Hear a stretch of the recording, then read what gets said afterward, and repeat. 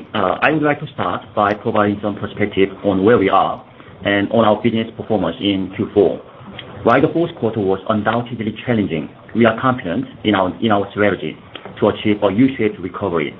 At present, we must be patient, prudent, and prepared. We need to be patient for the macroeconomic tailwinds to flow through to the SMB segment, be prudent in implementing new risk strategies and embedding lessons learned from the pandemic period, and be prepared to gear up new business when the improved environment arrives. Recently, we have made the hard decisions on right-sizing risk and resources, with many related execution work streams to be completed in the first quarter. In the first half of 2023, our focus will continue to be on asset quality over growth and depth over breadth in terms of upgrading our direct sales capabilities in prioritized geographies and within SBO customer segments. Our focus will also include optimizing credit enhancement approaches to provide further support to our operating margins and business sustainability in the midterm. We believe these strategies will lead to a U-shaped recovery, and we remain patient in terms of preparing ourselves for this recovery and delivering sound operating and financial results. Now, I would like to share some updates for the fourth quarter.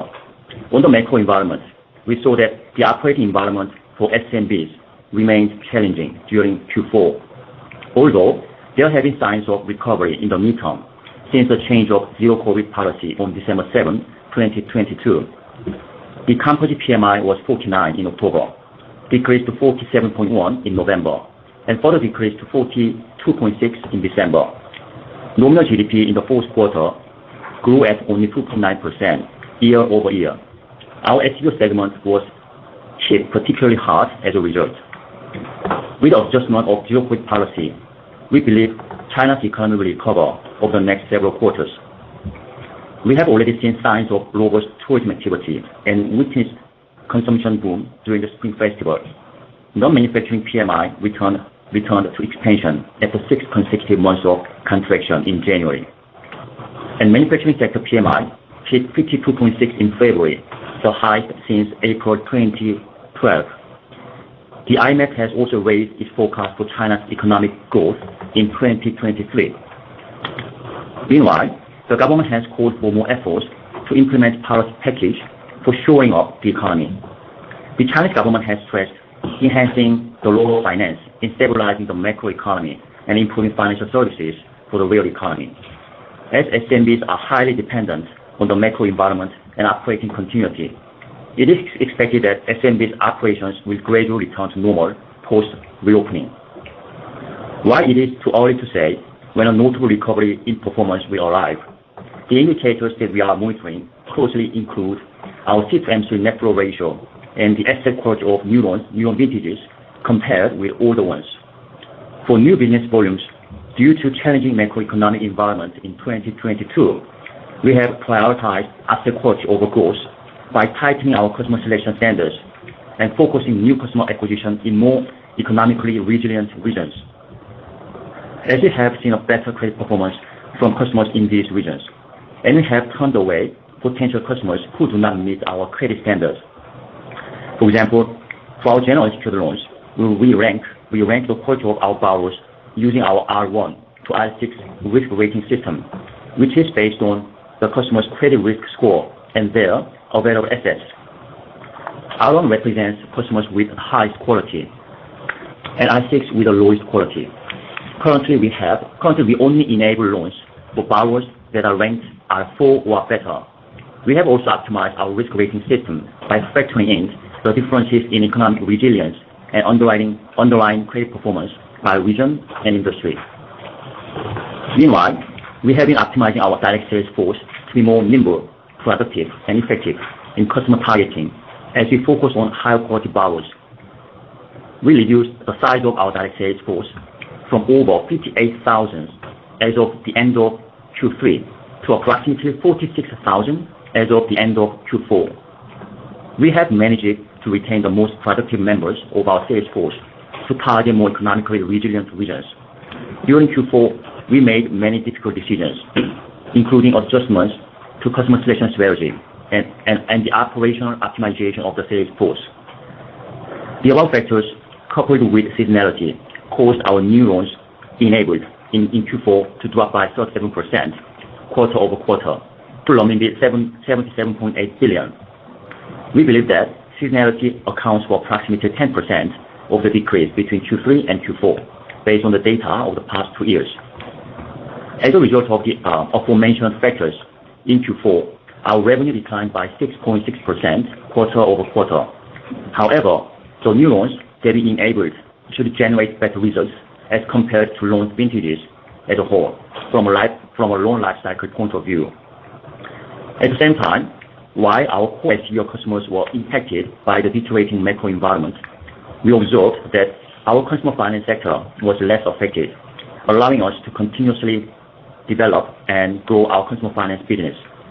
The outstanding balance of consumer finance loans has grown substantially from 3.6 billion as of December 31st, 2020 to 29.7 billion as of December 31st, 2022, representing 188% compound annual growth over the 2 years. Similarly, our borrowers with outstanding consumer finance loans increased from 168,000 as of December 31st, 2020 to 1.3 million as of December 31st, 2022, representing 179% compound annual growth. We are in the process of optimizing our risk-bearing model. CGI premiums charged by our insurance partners remained elevated in fourth quarter, as they typically price the risk based on historical loan vintages that were impacted by the challenging macroeconomy environment. While we continue to work closely with our credit enhancement partners, we cannot ensure that the outcome of the CGI premium pricing negotiations will align with our expectation. In circumstances and to the extent where we no longer find these partnerships to be commercially attractive, we are looking to increase our risk-bearing portion on the loans that we enable through our licensed financing guarantee subsidiary and reduce the size of cooperation with the external credit enhancement partners. We are now in discussions with our funding partners regarding potential adjustments to our model, where we reduce usage of external credit enhancement partners. We target to complete these adjustments with the majority of our funding partners over the next few quarters to increase our operating flexibility. As of the end of Q4, we had net assets of 94.8 billion on a consolidated basis, and our financing guarantee subsidiary had net assets of 48 billion. The strong capital position provides a solid foundation for us to increase the percentage of risk we bear and support the optimization of our risk-bearing model. On regulation, we have largely completed our rectifications, and the industry will enter into a stage of normalized supervision. In January 2023, the regulators confirmed that rectifications on the financial business of the 14 platform companies have largely been completed, with only a few pending issues currently in progress to be resolved. The regulatory authorities will maintain normalized supervision in general going forward, according to guidance provided by the regulatory authorities. Finally, I'm pleased to share that we are pursuing a Hong Kong listing. We submitted the A1 filing for dual primary listing by introduction on the main board of Hong Kong Exchange on February 1st, 2023. And we will continue to communicate with the Hong Kong Stock Exchange regarding the listing plan. I will now turn the call over to Greg for more details on our operating results and business priorities. Thank you, YS. I will now provide more details on our Q4 and full year 2022 results and our operational focus for this year. Please note, all figures are in renminbi unless otherwise stated. The challenging macro environment has adversely affected our top line and bottom line financial performance for the fourth quarter and full year 2022. Our revenue in Q4 declined slightly to 12.3 billion, down 6.6% compared with Q3. In aggregate, 2022 full year revenue was 58.1 billion, a 6% decline compared with 2021. Due to a further spike in our credit impairment loss in the fourth quarter, which reflected the impact of the challenging macroeconomic environment for both our customers and operations, we made a net loss of 0.8 billion RMB in Q4, while the full year net income declined 47.5% year-over-year to 8.8 billion RMB.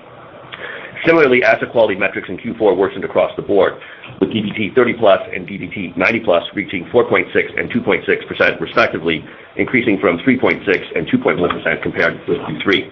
Our credit impairment loss increased from $4 billion in Q3 to $6.3 billion in Q4, reaching an aggregate of $16.6 billion for the full year of 2022. We have also seen continued deterioration in our C-to-M3 ratio, which worsened by 21 basis points compared to Q3 and reached 1.0% in Q4 as compared to 0.5% in Q4 2021. In spite of the challenges we face in Q4, there are some bright spots in our performance. For instance, our funding costs in Q4 declined by 33 basis points compared with a year ago as we were able to tap public trust funding. As YS mentioned, our consumer finance business saw steady growth in 2022, and credit performance for consumer finance was healthy and in line with the industry. As part of our business strategy, we continue to focus on regions, demonstrating more economic resilience given divergence in performance between different regions, while further enhancing our operating efficiency and optimizing our channels.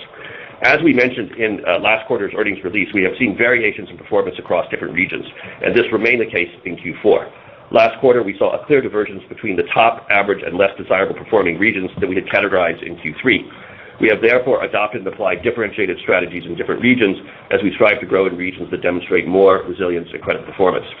Although we witnessed credit deterioration across the board in Q4, our asset quality metrics for top and average performing regions suffered less deterioration than those of less desirable performing regions. For example, the C-to-M3 ratio of general unsecured loans for top and average performing regions worsened by 14 basis points and 19 basis points respectively in the fourth quarter compared to the third quarter, while the C-to-M3 ratio for less desirable performing regions deteriorated by more than 28 basis points during the same period. On new loan sales, we achieved stronger contribution in new loan volumes from top performing regions due to our differentiated strategy targeting such regions. Compared with Q3, contribution of new loans enabled from top performing regions increased from 43% in Q3 to 46% in Q4. Average performing regions remained stable at 30%, while less desirable performing regions declined from 27 to 24%. In Q4, we continued our efforts to enhance efficiency and optimize our channels. For new loans enabled in the full year of 2022, including consumer finance, contribution from direct sales increased by 4.7% from 49.5% in 2021 to 54.2% in 2022. And contributions from online and telemarketing channels also increased from 12.8% in 2021 to 19.6% in 2022.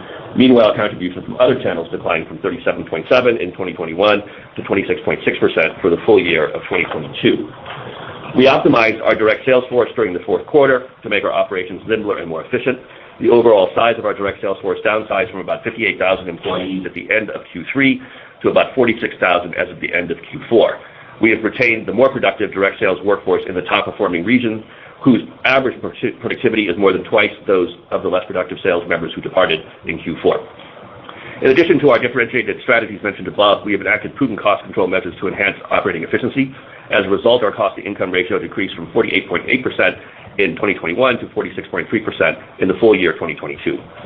At the end of Q4, we bore 23.5% of credit risk on the outstanding loan balance, and an increase from 22.5% as of the end of Q3. As YS just mentioned, we are making progress in implementing an optimized risk-bearing model with our funding partners, underpinned by our strong capital position to address the challenges brought about by elevated insurance premium charged by credit enhancement providers.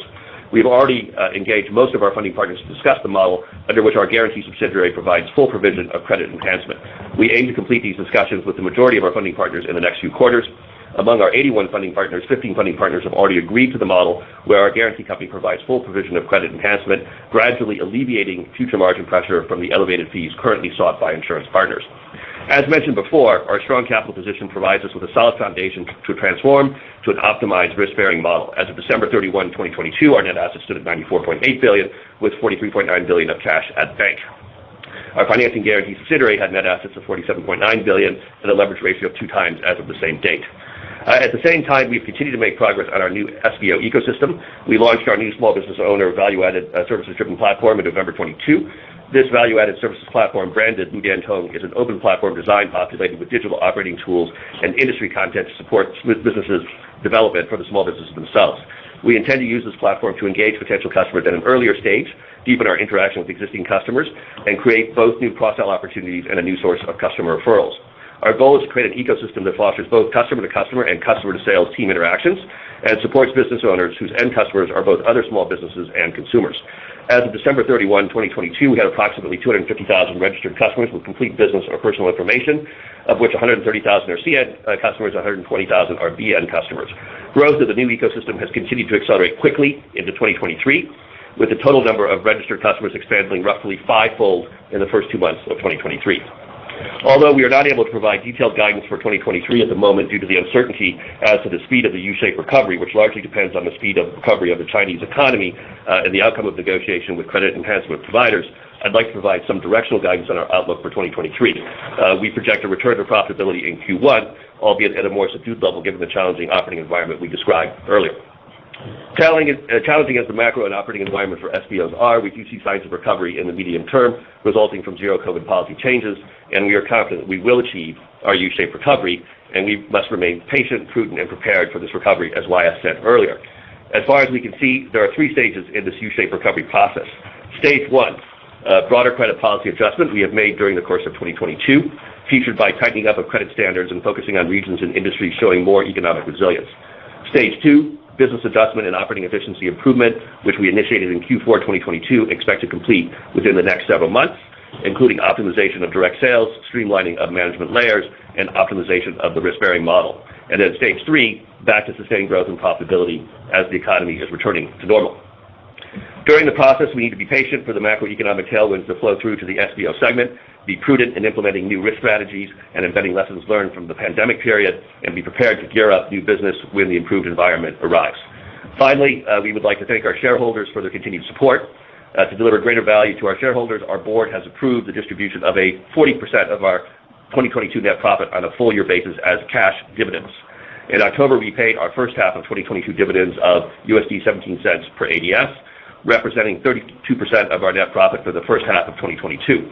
We will distribute an additional cash dividend of $0.05 per ADS for the second half of 2022, bringing the full-year dividend to 22 cents per ADS. I will now turn it over to David for more details on our financial performance. Thank you, Greg. I will now provide a close look into our fourth quarter results. Please note all numbers are in renminbi terms, and all comparisons are on a year-on-year basis unless otherwise stated. In the fourth quarter, our total income decreased to 12.3 billion, and the total expenses grew to 12.9 billion. The increase in total expenses were primarily driven by the increase in credit impairment costs, while our operating-related expenses actually decreased by 20.8% to 6.6 billion. For the full year of 2022, we recorded 58.1 billion in total income and 8.8 billion in net profit. Next, let's have a close look at our total income. First, as YS and Greg mentioned before, our performance took a hit from the sluggish macro conditions in China, resulting in a 22.2% decrease in our top-line performance in this quarter. As we adapted to building up a more sustainable business model, the total income mix of our credit enablement business continued to evolve. During this quarter, while platform service fees decreased by 33.5% to 5.9 billion, our net interest income grew 3.2% to 4.4 billion, and our guarantee income grew by 2.2% to 1.7 billion. As a result, our technology platform-based income service fees as a percentage of total income decreased to 47.7% from 55.8% a year ago. In addition, due to the increase in the consumer finance loans, our net interest income as a percentage of total income actually increased to 35.5% from 26.7% a year ago. Furthermore, as we continue to better utilize our guarantee company's abundant capital to bear more credit risk by ourselves instead of by our P&C insurance partners, we generated more guarantee income, reaching 13.6% of our total income, compared with 10.3% a year ago. Our other income, which mainly includes account management fees, collection fees, and other value-added service fees charged to our credit enhancement partners as part of the retail credit enablement process, was 131 million in the fourth quarter of 2022, compared to 769 million in the same period of 2021. The decrease was mainly due to the change of fee structure that we charged to our primary credit enhancement partners. Turning to our expenses, we continue to prudently manage our operating expenses. Our total expenses, excluding credit and asset impairment losses, finance costs, and other losses, decreased by 20.8% year-over-year to 6.6 billion this quarter, as we further improve our operating efficiency. In the fourth quarter, our expense grew to 12.9 billion from 11.5 billion a year ago. This increase was primarily driven by an increase in credit impairment losses of 3.7 billion year-over-year. Our total sales and marketing expenses, which mainly includes expenses for borrowers and investor acquisition costs, as well as general sales and marketing expenses, decreased by 23.4% to 3.7 billion in the fourth quarter. This decrease was driven by three factors. First, the decrease in new loan sales and reductions in commissions. Second, the decrease in investor acquisition and retention expenses and referral expenses from platform service driven by decreased transaction volume. And the last, the decreased general sales and marketing expenses driven by the decrease in new loan sales. Our general and administrative expenses decreased by 22.8% to 750 million in the fourth quarter from 971 million in the same period of 2021 because of decreased personnel expenses. Our operation and services expenses decreased by 12.7% to 1.7 billion in the fourth quarter from 1.9 billion a year ago, mainly due to our expense controlling measures and decrease of loan balance and new loan sales. Our credit impairment losses increased by 147.1% to 6.3 billion in the fourth quarter from 2.5 billion a year ago, mainly driven by the increase of provision and indemnity losses as a result of the increased credit risk exposure and worsening credit performance due in large part to the accumulated impact of challenging macroeconomic environment.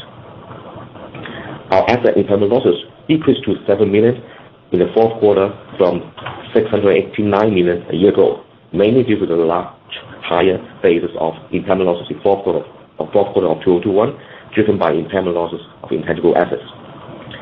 Our finance costs increased by 87.6% to 501 million in the fourth quarter of 2022 from 267 million in the same period of 2021, mainly due to non-recurring interest costs due to early repayments of group convertible notes. Other gains were 419 million in the fourth quarter compared to 300 million a year ago, mainly due to the increase in government subsidies. As a result, net loss for the fourth quarter was 806 million, compared to net profit of 2.9 billion in the same quarter of 2021. Meanwhile, our basic and diluted losses per ADS during the fourth quarter were both renminbi 0.36 yuan or $0.05. Our basic and diluted earnings per share during the year of 2022 were renminbi 3.8 yuan or $0.55. On the balance sheet side, our balance sheet remains strong and solid as our cash and bank balance increased. As of December 31st, 2022, we have a cash balance of 43.9 billion in cash and bank, as compared with 34.7 billion as of December 31st, 2021.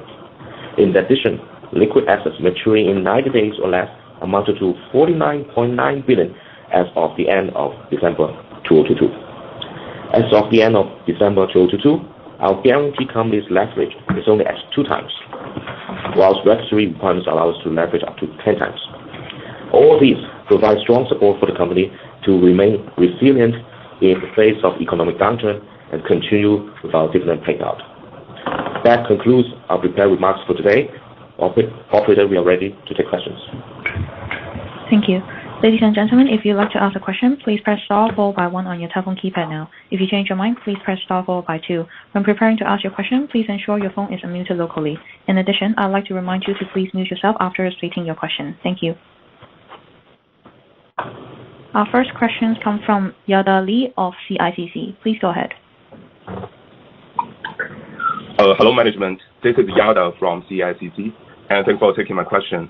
I have 2 questions for today. Firstly, I was wondering when will the market see the U-shaped recovery, and among the expansion of new loan sales and the improvement of credit impairment losses, which one shall the market expect first? And my second question is, in regards to the improvement in credit risks after the COVID pandemic, are there any positive signs of loan recovery collection and customer management? And is there any improvement in borrowers' willingness to repay after reopening?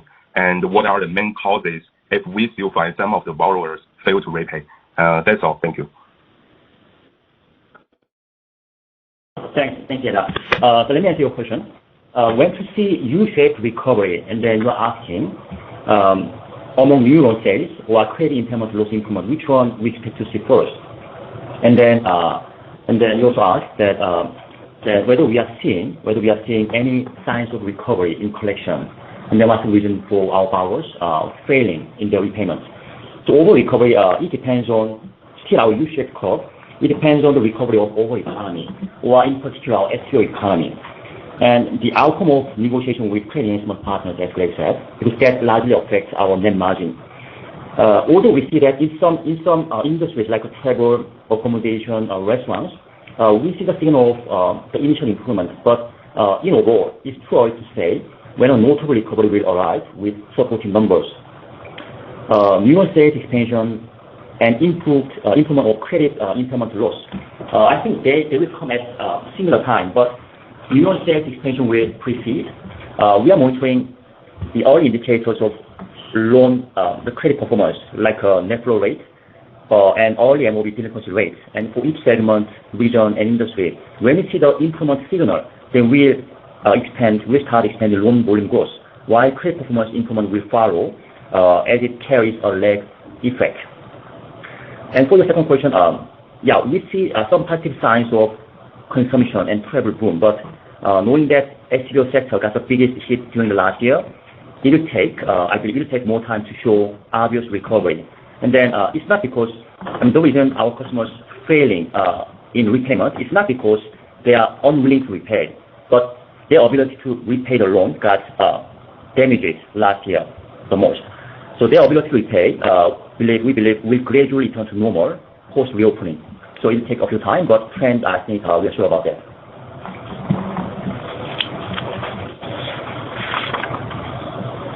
Thank you. Our next question comes from Richard Xu of Morgan Stanley. Please go ahead. Sure. Thank you, YS. Thank you, Greg, for the detailed explanation. I got two questions. So I understand basically the company is trying to use more guarantees rather than insurance CGI, insurance guarantees. So any long-term target in terms of the split between guaranteed by your guarantee company versus insurance? Any timeline target on that as well? Second question is, recently there's some news on CBIRC for, a crackdown on some of the loan brokers. I don't know if there's any impact on our business, and how do we separate the typical the loan brokers essentially targeted by the new regulatory scrutiny at the moment versus our agents on the ground? Two questions. Thank you. Okay, then let me address our first question, and then Greg can take the second.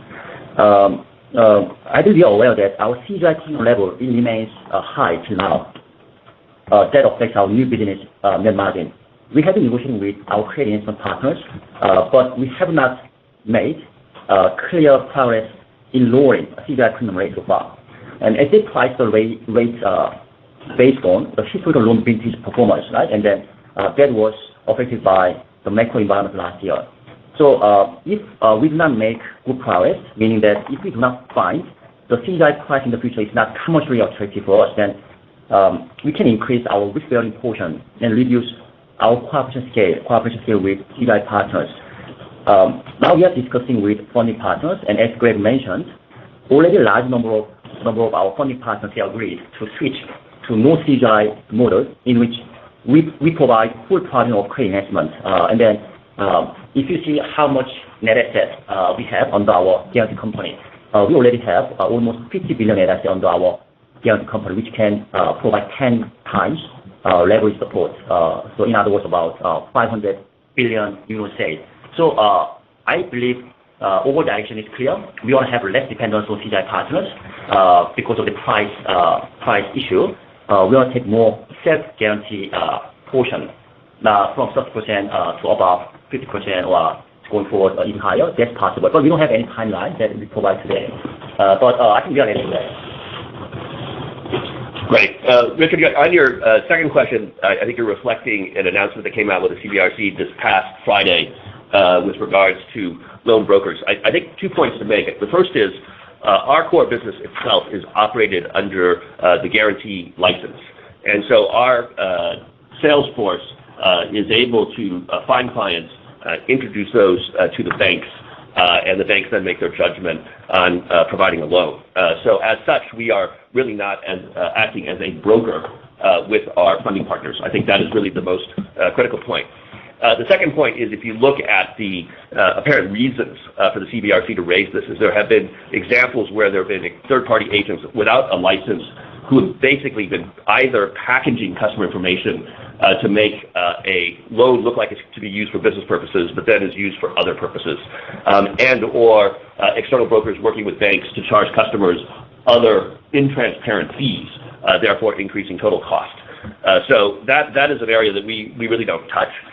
We do operate through our guarantee company, and when we do our business, at the end of the day, the banks are able to collect and see all information they need to determine the use of funds for the loan, be that secured or unsecured. So this is something that we will nonetheless keep a close eye on. The banks, the funding partners themselves will be going through a process which goes from March until September to review. And certainly, if there's any higher standards or anything in our process that we would need to uplift, we would do so, but we don't anticipate a major issue there, Richard. Thank you. Our next question comes from Alex Yi of UBS. Please go ahead. Okay, thanks for taking my question. My question is on pricing and take rate. So I will separate them into two parts. The first is on the short-term outlook. So how should we expect the pricing trend going forward? And if we take into account the pricing and CGI cost, how does the take rate outlook look like for the rest of 2023? And in terms of the trajectory of that take rate recovery. And second, from a medium-term perspective, obviously say in the next 1 to 2 years, and after your U-shaped recovery do materialize. So after that, what is a sustainable level of take rate that we should target at? And in the past, I remember management used to give high-level guidance of targeting a pre-tax margin of 3.5 to 4.0%. I'm wondering, is that still a reasonable target? Thank you. Thank you, Alex. I think the view on pricing, which today for new unsecured loans is just below 20%. I think it's about 19.7%. This pricing will largely remain stable in 2023. If you look at that headline pricing over the last couple of quarters, it's come down a little bit. But the reason for it coming down is really because of the way we prioritize our business focus. So we are prioritizing, as Wyatt said, serving customers who rate R1 to R4 in the better performing regions. And those rated customers have traditionally had slightly better pricing. So as what you see in our pricing on the APR side as it comes down a bit, it continues to represent the improvement in our overall customer mix. So we will not, even though CGI pricing remains elevated, that really is reflecting the history of the macroeconomy over the last 12 months. But because of that, we're not going to change our customer focus to then try and drive up higher pricing because we really want to stay focused on those higher quality customers. So the key for us to return to the historical level of net margin of pre-tax 3 to 4% is really doing two things. One is making sure that the new customers that we're acquiring and building out in the R1 to R4 rated group achieve what we believe to be the reasonable and targeted performance. And that is something that we've seen over the last couple of quarters to be largely intact. It's now a matter of continuing to build up that business in line with the speed of the economic recovery. That's point one. Point two, to achieve that historical level of 3 to 4% is indeed, as YS just laid out, optimizing the mix of our credit guarantee versus credit insurance, right? Because if the credit insurance partners continue to charge a high amount, that reduces the net margin in the business model. So the transition to a higher percentage of our self-guarantee is the key to us achieving that historical level, which we do intend to achieve over the medium term. I think if you were to press on the number you asked medium term, the answer to that question is yes. Is that a 2023 or 2024 event? We would see that more as likely as a 2024 event for the portfolio as a whole because we need that new business build up and replace the legacy business as it matures. Thank you. Our next question comes from Emma Xu of Bank of America. Please go ahead. Thank you for taking my questions. I have three. The first one is about your loan growth. What's your loan growth plan in the coming quarters, and what are the assumptions underpinning the current growth plan? The second one is about your cost. Are there room for you to continue optimizing cost, including funding cost, sales and marketing costs, and other operating costs? And the third one is about your dividend policy. We note that you changed your dividend policy, so could management comment on the change and its impact to the shareholders? Thanks. Sure. So on the first two, and I'll ask David to also elaborate on the third point. On loan growth, what we're really looking at is the overall improvement of the key lead indicator C to M3, right? So what we've seen is that being elevated through Q4. Not increasing as fast as we've seen in some of the other previous quarters, but nonetheless remaining at a higher level.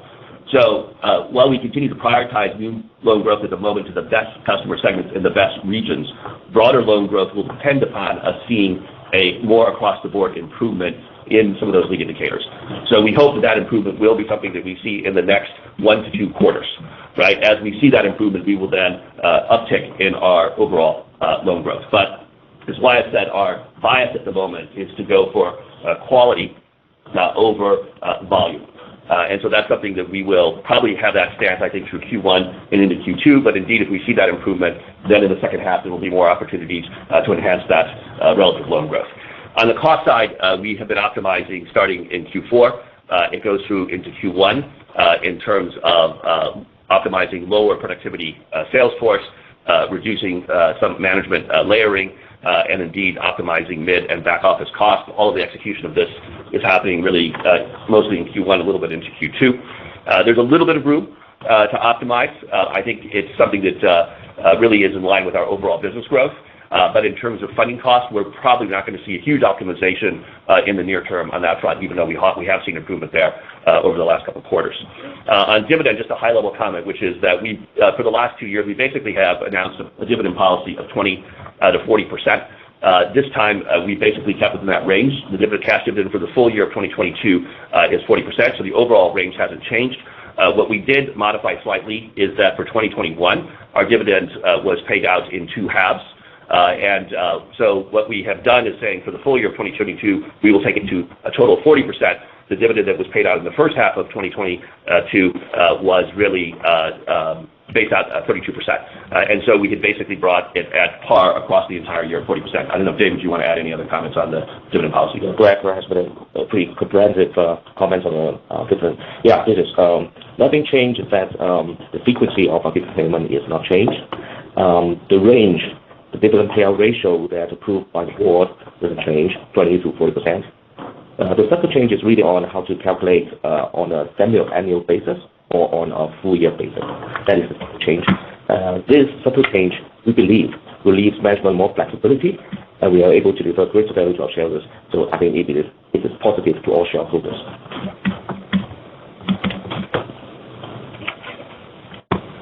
Thank you. There is no further questions. That concludes our Q&A session for today. I'll now hand the call back over to our management team for closing remarks.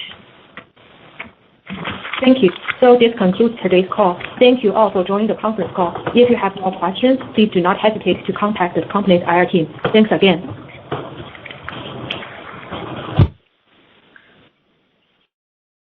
Thank you. That concludes today's call. Thank you everyone for attending. You may now disconnect.